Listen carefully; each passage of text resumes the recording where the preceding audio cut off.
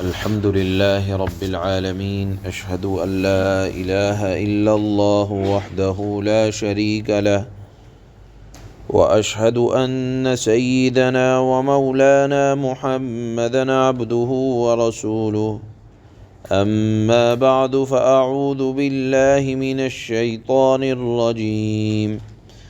بسم الله الرحمن الرحيم سل بني إسرائيل كم آتيناهم من آية بينة ومن يبدل نعمة الله من بعد ما جاءته فإن الله شديد العقاب زين للذين كفروا الحياة الدنيا ويسخرون من الذين آمنوا والذين اتقوا فوقهم يوم القيامة والله يرزق من يشاء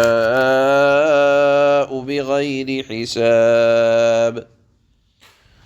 صدق الله مولانا العلي العظيم۔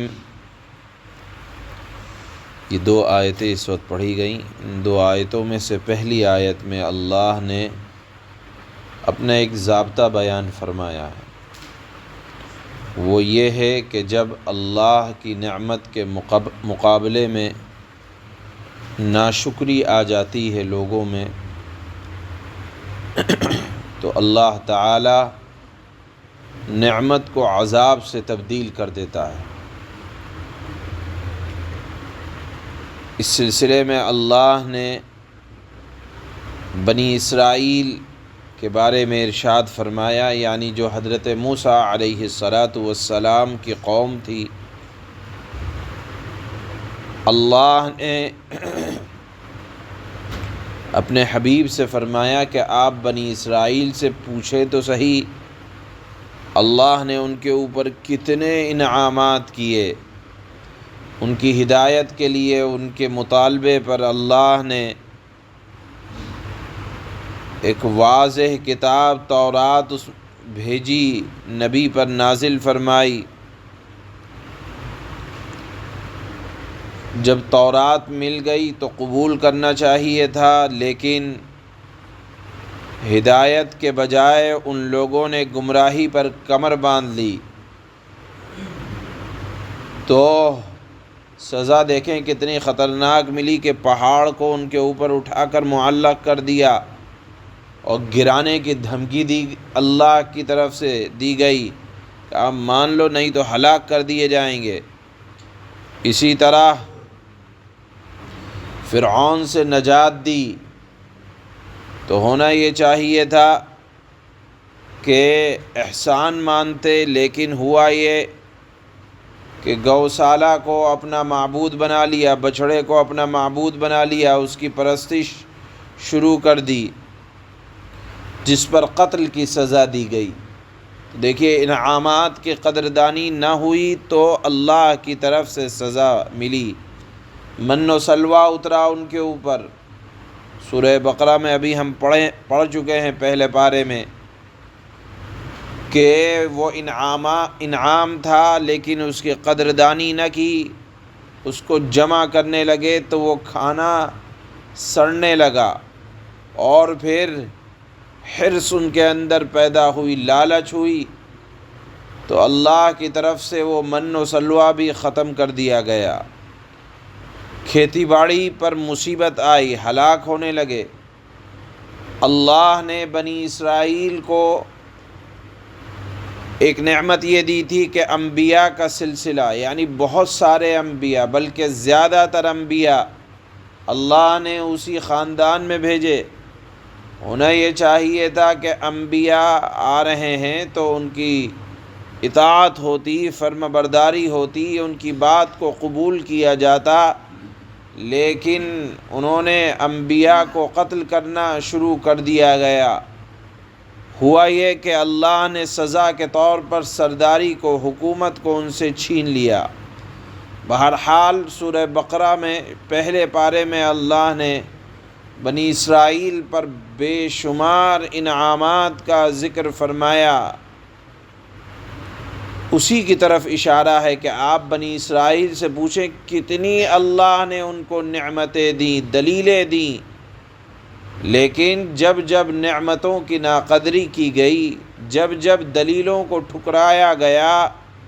تو اللہ کی طرف سے ان کے اوپر دنیا میں بھی عذاب سخت آیا اور آخرت میں تو عذاب ضرور ملے گا۔ اسی کو اللہ نے فرمایا یہاں آیت میں، وَمَن يُبَدِّلْ نِعْمَةَ اللَّهِ، جو اللہ کی نعمتوں کو بدلتا ہے، مِن بَعْدِ مَا جَاءَتْ، نعمتیں آنے کے بعد کوئی بدلتا ہے، فَإِنَّ اللَّهَ شَدِيدُ الْعِقَابِ، اللہ تعالیٰ کا عذاب بڑا سخت ہوتا ہے، بدلہ اللہ کا بڑا سخت ہوتا ہے۔ دنیا میں اس کی نظیر مثالیں اللہ نے دکھائی بھی ہیں اور آخرت میں تو سخت ہوگا ہی۔ اس کے بعد اللہ نے ایک مسئلے کی طرف اشارہ فرمایا کہ دنیا میں کسی کو ٹیپ ٹاپ میں اگر دیکھو، زیب و زینت میں اگر دیکھو، تو یہ مت سمجھ لینا کہ یہ اللہ کی رضامندی کی دلیل ہے۔ اگر دنیا میں کسی کے پاس رزق کی فراوانی ہے تو اس کا مطلب یہ نہیں ہے کہ یہ اللہ کی رضامندی کی دلیل ہے، بلکہ اللہ دنیا میں رزق کافروں کو بھی دیتا ہے اور کبھی کبھی بے حساب بھی دیتا ہے، لیکن یہ اللہ کی مصلحتوں پر موقوف ہوا کرتا ہے۔ لہذا کسی کے پاس مال و دولت کی کثرت یہ اللہ کی محبت کی علامت نہیں ہے، یا اگر کسی صاحب ایمان کے پاس رزق کی کمی ہے یا مال و دولت کی کمی ہے، تو اس کا مطلب یہ نہیں ہے کہ وہ اللہ کی نگاہ میں مبغوض ہے یا اس کو کم سمجھنا چاہیے، بلکہ اللہ دنیا میں اپنی حکمت کے اعتبار سے کسی کو زیادہ اور کسی کو کم دیا کرتا ہے۔ مال کی کمی کی وجہ سے کسی کی تذلیل نہیں ہوگی۔ حضرت علی رضی اللہ تعالی عنہ سے مروی ہے کہ جو شخص کسی مؤمن مرد یا مؤمن عورت کو اس کے فقر و فاقے کی وجہ سے ذلیل اور حقیر سمجھتا ہے تو اللہ تعالی قیامت کے روز اس کو اولین اور آخرین کے مجمع میں ذلیل و رسوا کر دیں گے۔ یہاں اللہ نے فرمایا زُيِّنَ لِلَّذِينَ كَفَرُوا الْحَيَاةُ الدُّنْيَا، دنیاوی معاش، دنیاوی ٹیپ ٹاپ یا دنیاوی زیب و زینت یہ کافروں کو اچھی لگتی ہے، اور مسلمانوں سے وہ لوگ مذاق کرتے ہیں کہ دیکھو اللہ نے ان کو نہیں دی اور ہمیں دی ہے، لہذا یہ رضامندی کی دلیل ہے۔ اللہ نے فرمایا یہ رضامندی کی دلیل نہیں ہے، اللہ تو دنیا میں جس کو چاہتا ہے بے حساب رزق دیا کرتا ہے، اصل معاملہ آخرت کا ہے، اور وہاں یہ انتہائی نچلے درجے میں ہوں گے، اس کا اللہ نے بیان فرمایا ہے۔ بہرحال اللہ نے جو یہاں فرمایا ہے کہ دنیا کو اگر ان کے لیے سجا دیا گیا ہے تو یہ اللہ کی رضا کی دلیل نہیں ہے۔ اللہ فرماتے ہیں سَلْ بَنِي إِسْرَائِيلَ كَمْ آتَيْنَاهُمْ مِنْ آيَةٍ بَيِّنَةٍ وَمَن يُبَدِّلْ نِعْمَةَ اللَّهِ مِن بَعْدِ مَا جَاءَتْهُ فَإِنَّ اللَّهَ شَدِيدُ الْعِقَابِ۔ آپ اے نبی بنی اسرائیل سے معلوم کریں کہ ہم نے ان کو کتنی ساری کھلی کھلی نشانیاں دی تھیں، اور جس شخص کے پاس اللہ کی نعمت آ چکی ہو پھر وہ اس کو بدل ڈالے تو اسے یاد رکھنا چاہیے کہ اللہ کا عذاب بڑا سخت ہے۔ زُيِّنَ لِلَّذِينَ كَفَرُوا الْحَيَاةُ الدُّنْيَا وَيَسْخَرُونَ مِنَ الَّذِينَ آمَنُوا وَالَّذِينَ اتَّقَوْا فَوْقَهُمْ يَوْمَ الْقِيَامَةِ وَاللَّهُ يَرْزُقُ مَن يَشَاءُ بِغَيْرِ حِسَابٍ۔ جن لوگوں نے کفر اپنا لیا ہے ان کے لیے دنیاوی زندگی بڑی دلکش بنا دی گئی ہے، کیونکہ ان کے لیے سب کچھ، جو کافر ہیں وہ دنیا ہی کے ارد گرد سوچتے ہیں کہ یہیں جینا ہے، یہیں مرنا ہے۔ اللہ نے فرمایا اس لیے دنیاوی زندگی ان کے لیے بڑی دلکش بنا دی گئی ہے،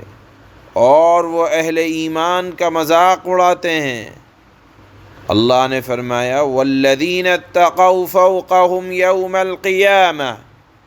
حالانکہ جنہوں نے تقوی اختیار کیا ہے وہ قیامت کے دن ان سے کہیں بلند ہوں گے، اور یہ دنیاوی زیب و زینت والے بہت نچلے درجے میں ہوں گے قیامت کے دن۔ اور رہ گئی بات دنیا میں نعمتوں کے ملنے کی، تو اللہ نے فرما دیا کہ دنیا میں اللہ جس کو چاہتا ہے، اپنوں کو بھی چاہتا ہے، غیروں کو بھی چاہتا ہے، اور رزق دیتا رہتا ہے۔ اللہ نے فرمایا واللہ یرزق من یشاء بغیر حساب، اور اللہ تعالی جس کو چاہتا ہے بے حساب رزق دیتا ہے، خواہ وہ کافر ہی کیوں نہ ہو۔ سبحان اللہ۔